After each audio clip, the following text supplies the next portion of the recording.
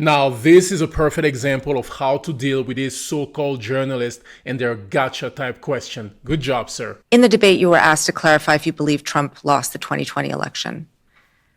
Do you believe he lost the 2020 election? I think that Donald Trump and I have both raised a number of issues with the 2020 election, but we're focused on the future. I think there's an obsession here with focusing on 2020. I'm much more worried about what happened after 2020, which is a wide open border, groceries that are unaffordable. And look, Senator, Lulu, yes or no? Okay. Did Donald Trump lose the 2020 election? Let me ask you a question. Is it okay that big technology companies censored the Hunter Biden laptop story, which independent analysis have said cost Donald Trump millions of votes? Senator Vance, I'm going to ask you again. Did Donald Trump lose the 2020 election? Did big technology companies censor a story that independent studies have suggested would have cost Trump millions of votes? Senator I think that's Vance, the question. I'm going to ask you again. Did Donald Trump lose the 2020 And I've answered election? your question with another question. You answer my question and I'll answer yours. I have asked this question repeatedly. It is something that is very important for the American people to know. There is no proof, legal or otherwise, that Donald Trump did not lose the 2020 election. You're repeating a slogan rather than engaging with what I'm saying, which is that when our own technology firms engage in industrial scale censorship, by the way, backed up by the federal government, in a way that independent studies suggest affect the votes, I'm worried about Americans who feel like there were problems in 2020. I'm not worried about this slogan that people throw. Well, every court case went this way.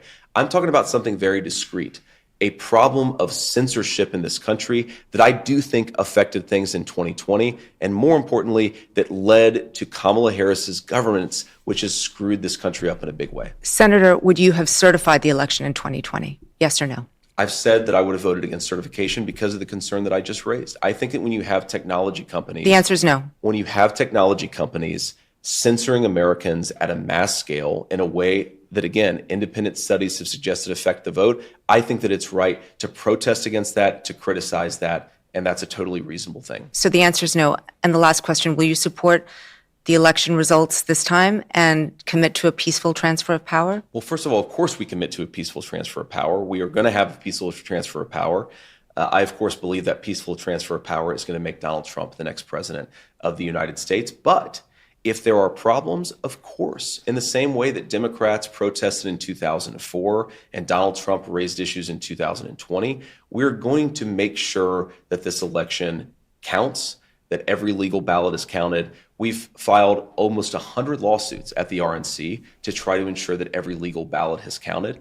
I think you would maybe criticize that. We see that as an important effort to ensure election integrity, but certainly we're going to respect the results in 2024, and I feel very confident they're going to make Donald Trump the next president. Okay, so Vivek Ramaswamy was my choice, my pick for vice president, but I have to admit, Donald Trump did a really good job picking J.D. Vance for vice president. And regarding the 2020 election, come on, man, we all know what happened. From the Hunter Biden laptop, the media censorship of the story, to article like this one exposing the left for who they truly are and what they did in 2020. Listen to this. Time Magazine, the secret history of the shadow campaign that saved the 2020 election.